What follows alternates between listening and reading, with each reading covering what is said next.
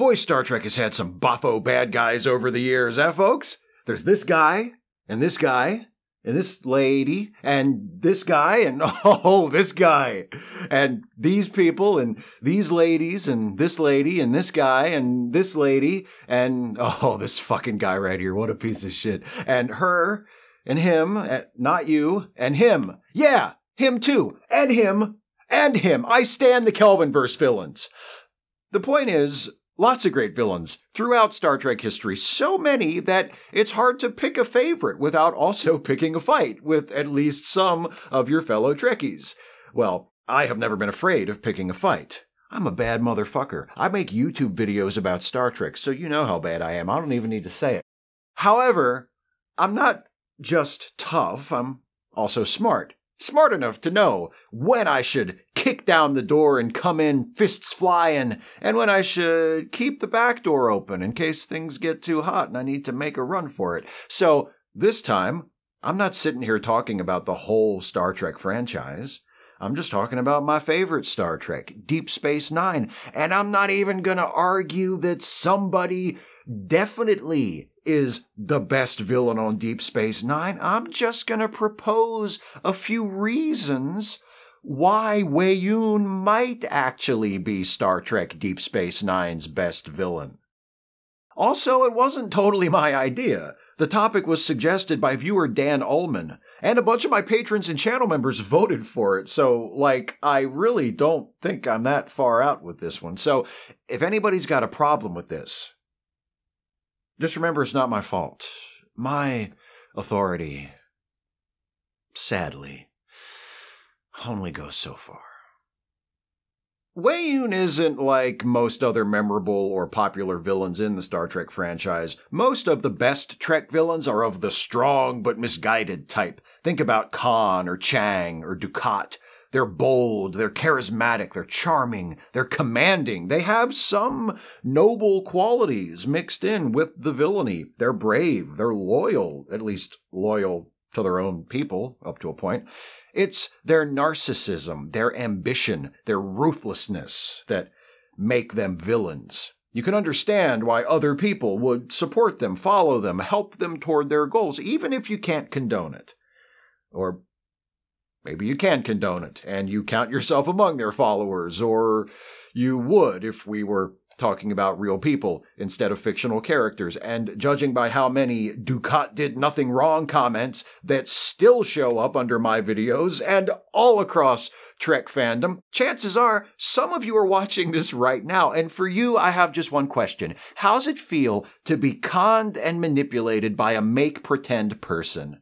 At least the characters who are on Dukat's side in the show have the excuse that they're written that way. What's your excuse, Mark? How's it feel to be a Mark?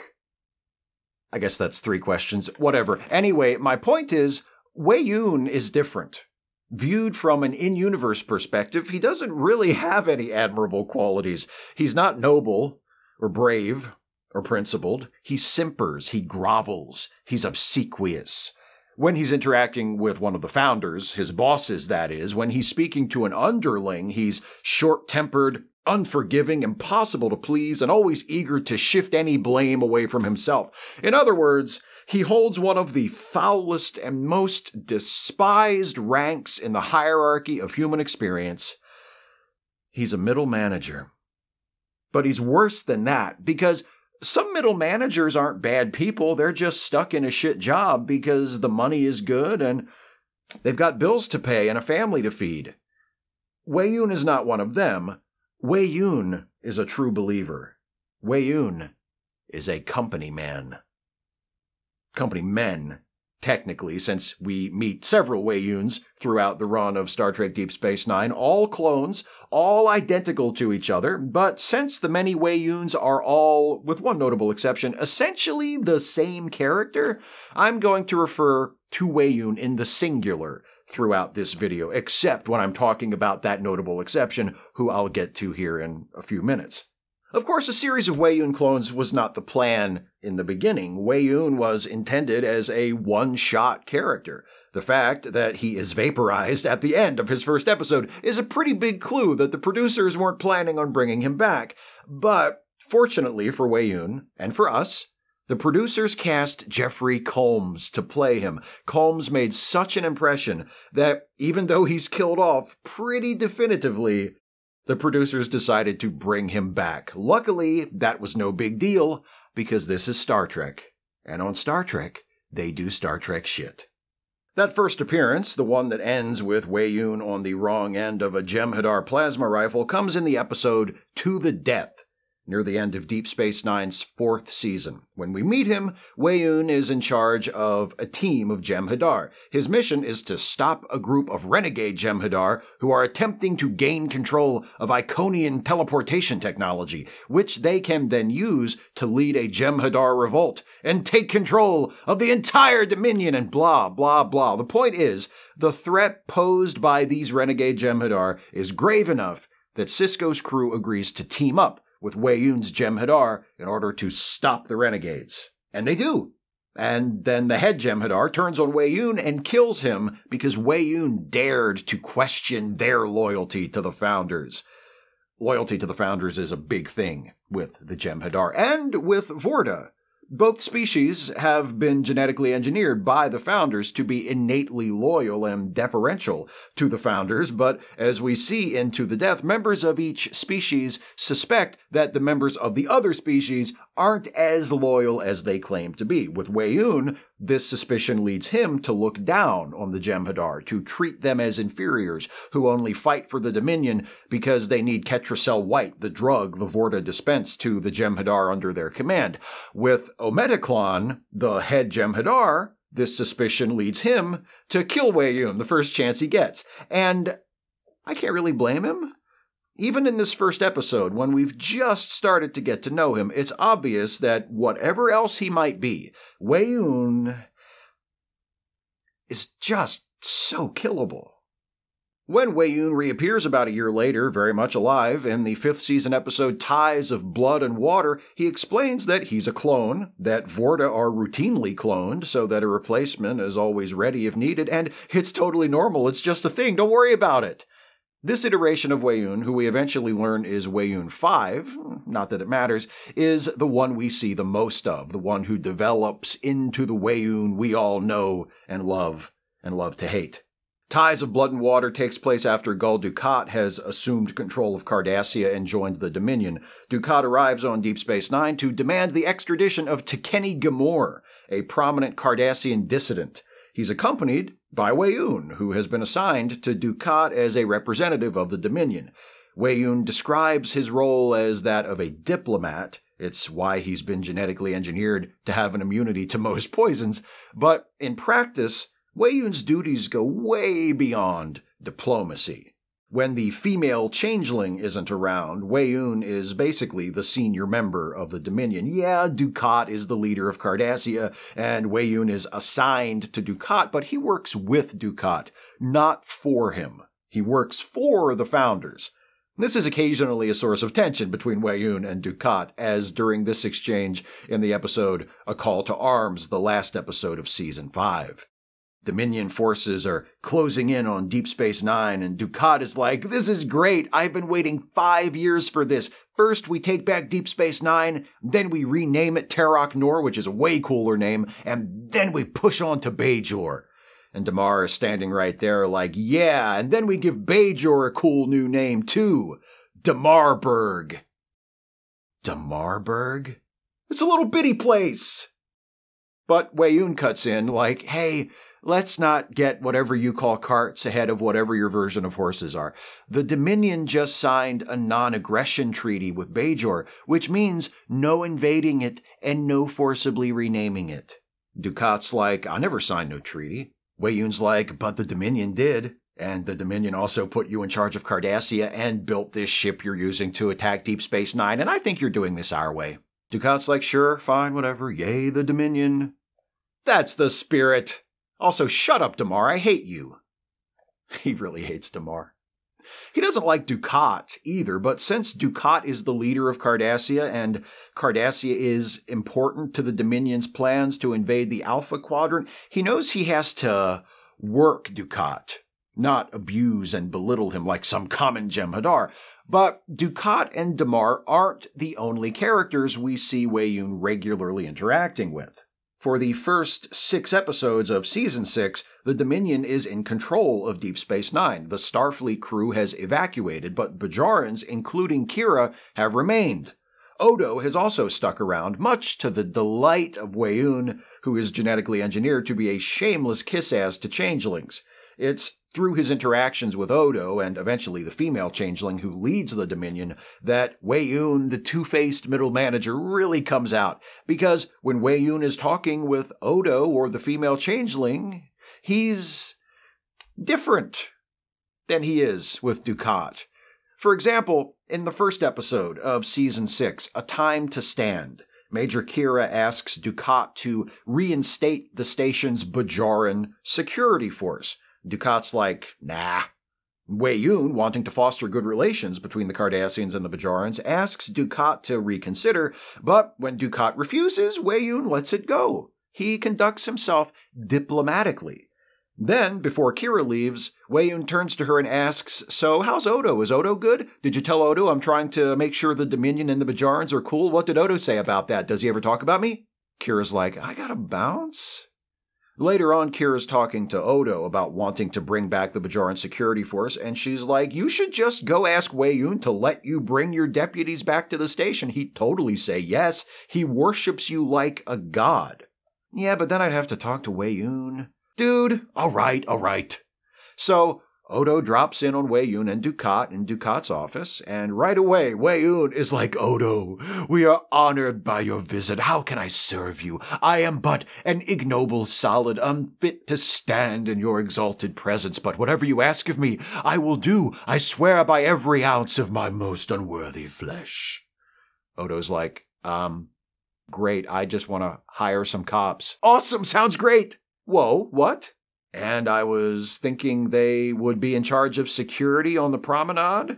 Oh my god, that's only the best idea ever. Actually, I don't think it's a good... Silence, I'm talking to Odo. Anyway, we're best friends now, right? That turn from Dukat to Odo, that change in tone and demeanor, which I exaggerated just now, but only a little, is the key to Weyoun's villainy and to his appeal as a character. He characterizes it as diplomacy, but it's more accurate to say that he's openly, unashamedly two-faced. With Dukat and Kira and Sisko and most other characters he perceives to be at or beneath his level, he ranges from condescending but agreeable to demanding and imperious. With Odo and other changelings, he's the lickiest bootlicker who ever licked a boot. Your wish is my command, Founder. Oh, what's that? You want me to lie on my back and pee into my own mouth like a fountain statue? I live to serve the Founders. And I apologize in advance if my aim is a bit imprecise. I hope you won't find it too displeasing. Avert your eyes, Dukat. What I do now, I do for the entertainment of the Founder. Jeffrey Combs has played several characters in various Star Trek shows. Most recently, he voiced an evil computer in an episode of Lower Decks. But he said that Weyoun is his favorite, and I don't wonder why. Combs has described Weyoun this way, quote, he was the foppish, coiffed, graceful diplomat who would go from one party to another and make them all run smoothly, and he would do anything he could with a smile to make it look as easy as possible and get exactly what he wanted. Not surprisingly, that's a great description of Weyoun, and for me, the most important bit is the last one. He will do anything he can with a smile to get exactly what he wants. He calls it diplomacy, but what it is manipulation. He's cunning, he's calculating, he's disingenuous, and he has no principles whatsoever except one: I serve the Founders. Or at least that is the case with most incarnations of Weyoun. There is that exception that I mentioned earlier. We meet that exception in an episode from Season 7 of Deep Space Nine, Treachery, Faith, and the Great River. Odo goes to meet a Cardassian informant, but when he shows up at the rendezvous point, he finds not his informant, but Weyoun. Odo's like, where's my informant? And Weyoun says, he's been dead for like a year. I faked a message from him to get you to come. Anyway, I want to defect. Screw the Dominion. Odo is a Little skeptical, what with the whole we're at war with the Dominion and Weyoun is one of their top leaders and all, but Weyoun is like, look, I'm a Vorta, you're a founder, you're a god to me, so I'm not bullshitting you here. I have information on Dominion plans and outposts and whatnot that can help the Federation win the war, so do you want them or not? Knowing what's at stake and what a major stroke of luck this would be for the Federation if Weyoun is telling the truth, Odo agrees to take Weyoun back as his prisoner, but he still doesn't understand exactly why, after all this time, Weyoun, of all people, would choose to betray his own people. Later, aboard Odo's runabout en route to Deep Space Nine, the situation becomes a little clearer. Their ship is hailed by Weyoun. Odo's like, oh, great, now there's two of you. But since when do you Vorta activate more than one of your clones at once? The Weyoun on the view screen explains, the Weyoun you've been dealing with the past couple of years, Weyoun 5, was killed recently in a transporter accident. And Damar's right there, and he interjects, a transporter accident I knew nothing about and nobody will ever prove I did. Sure.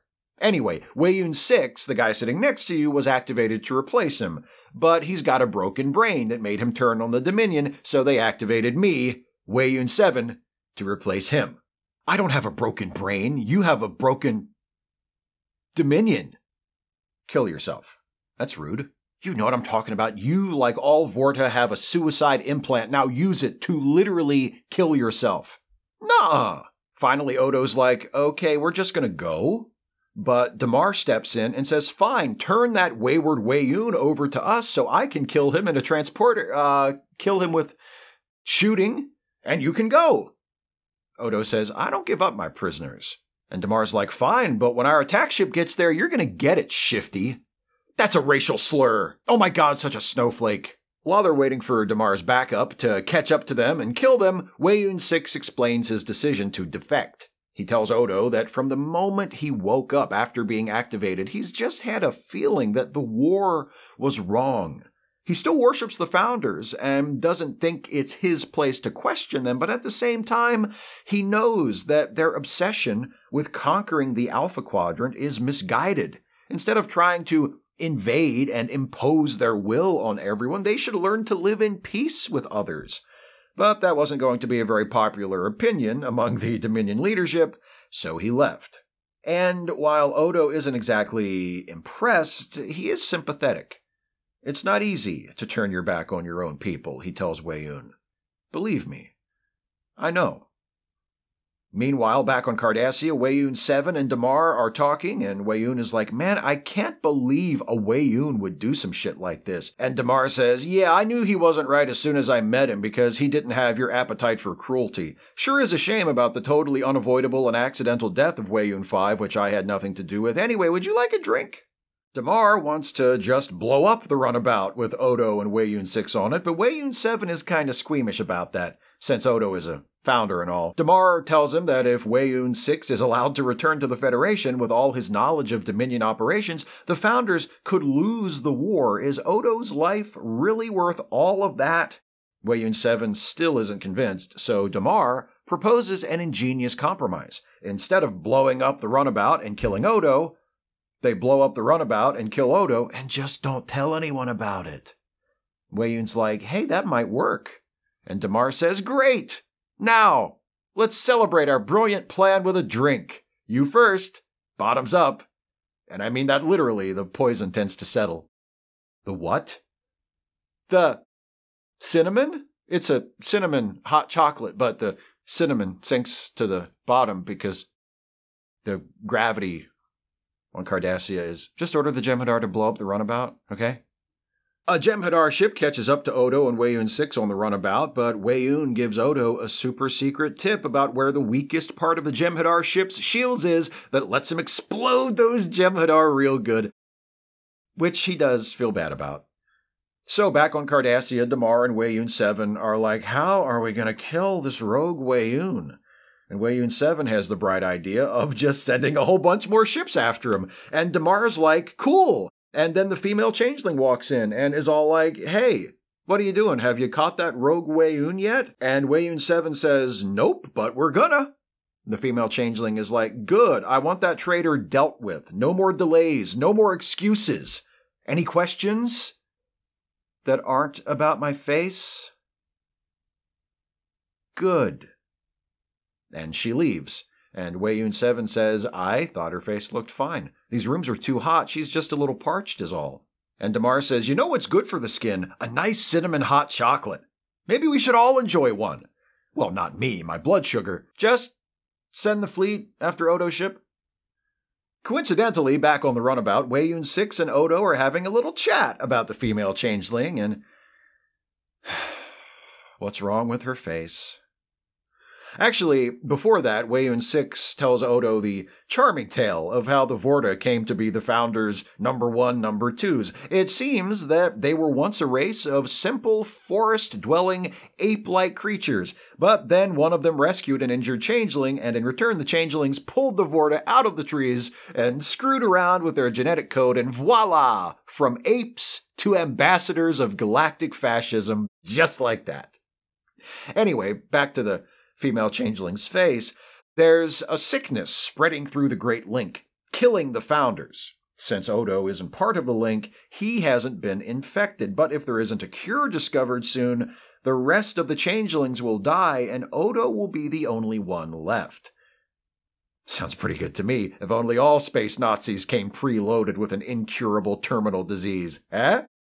But Weyoun 6, despite his defection, doesn't see it that way. He's bummed at the prospect of the Founders dying and the Dominion collapsing. He tells Odo that he should take over the Dominion when the other Founders are gone, that he can rebuild it around the principles of cooperation and peace. Odo's like, dude, I'm a security guard on a space station.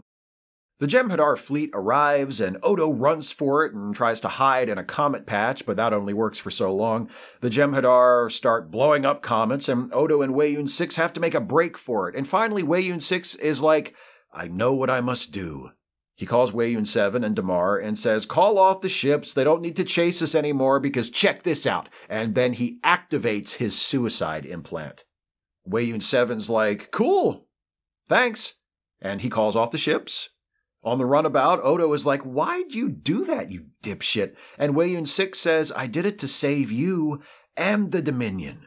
Now, before I die, can you give me your blessing, please? It's like the only thing I've ever wanted, and I'm going to be dead in 5 seconds. And reluctantly, Odo's like, fine. Bless? Weyoun 6 is like, that's my shit right there. And dies. That'll do, ape. That'll do. It's instructive, I think, to look at the differences and similarities between Weyoun 6 and the other Weyouns. Weyoun 6 is different, but he's not a completely new character. His personality is more or less the same, and his devotion to the Founders and the Dominion is still very much there. The difference is in the interpretation. Weyoun 6's loyalty to the Founders and the Dominion seems rooted in a concern for their greater well-being. He sees the war as folly, as a threat, therefore he wants to help the Federation end it before the Dominion is totally destroyed. The other Weyouns interpret, I live to serve the Founders, more literally. They do what they're told. They work to give the Founders what they want. They don't argue or ask questions.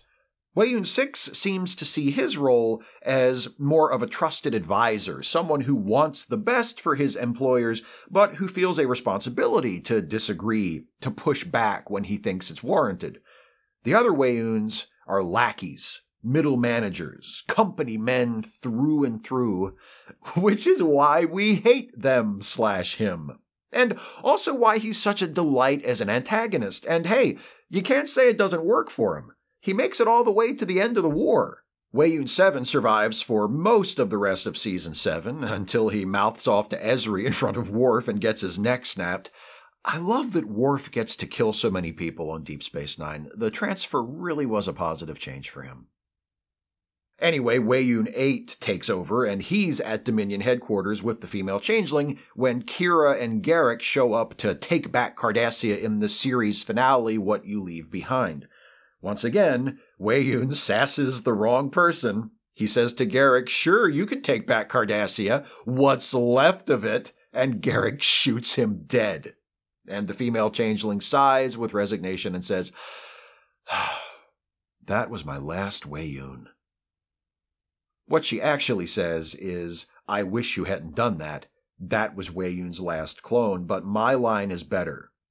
I actually had a Mandela effect thing going on for a long time with that line. I rewatched Deep Space Nine from start to finish a few years ago, and before that, it had been a long time since I watched the series finale, and I remembered the female changeling saying, that was my last Weyoun at that point. So when she actually says, that was Weyoun's last clone, it was kind of a disappointment. I was like, that's not what she's supposed to say. Memory is a funny thing, isn't it? It also reminds me of that moment from the 2009 Star Trek film where Nero is choking out Kirk and he tells him that he knows who he is. In the trailer for the movie, we see a glimpse of that scene, and Nero says, James Kirk was a great man, but that was another life. And it's an awesome moment. But when we get to that moment in the movie, Nero says, James Kirk was a great man. He went on to captain the USS Enterprise, but that was another life. A life I will deprive you of like I did your father. He's giving it too much of this instead of choking him. Like, I'm sure the line was edited down to have more of a punch for the trailer, but the thing is, the version from the trailer is actually better. Not just for the trailer, but for the movie too. And when I get to that point in the movie, just like that Weyoun's last clone line, I'm always a little disappointed. My dream cut of the 2009 Star Trek movie is basically the theatrical cut as is, but with the trailer version of that line swapped in. Oh, and cut out that bit where Kirk and Scotty beam onto the ship and Scotty's trapped in the water tubes. Such a weird, pointless waste of time. I'm still shocked it made it into the final cut. Anyway, I wouldn't know anything about that. Editing is a funny thing, isn't it? Weyoun. Is he the best villain in Deep Space Nine? I don't know, but he is a great villain, and proof that the writers of DS9 knew how to do more than one thing. Compare Weyoun with fellow top heel Dukat. They are such different characters.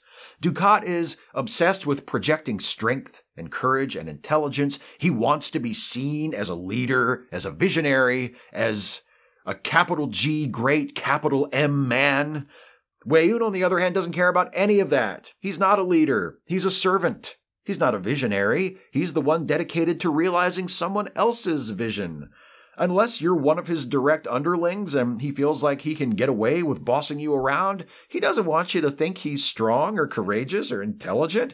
He wants to appear humble and deferential and reasonable. Run afoul of Dukat and he'll threaten to crush you. Stand toe-to-toe with Weyoun, and he'll demur and ask, can't we come to some sort of mutually acceptable agreement?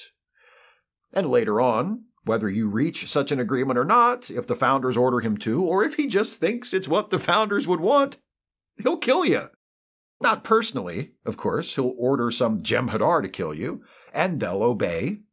Just like Weyoun obeys the Founders in all things, because that's what flunkies do.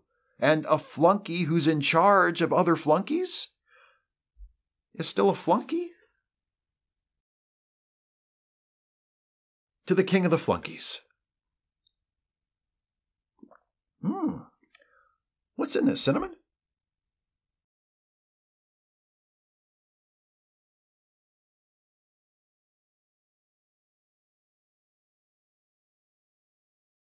Hey folks, hope you enjoyed this one. I'm gonna let you know what the subject of the next Trek Actually video is gonna be, but before I do that, I want to give shoutouts to some of my newest Patreon patrons and channel members. First, the new patrons. They are Denise S. Baez. Thank you, Denise. Nowhere Man. Thank you, Nowhere Man. Conrad. Thank you, Conrad. Wheelie. Thank you, Wheelie.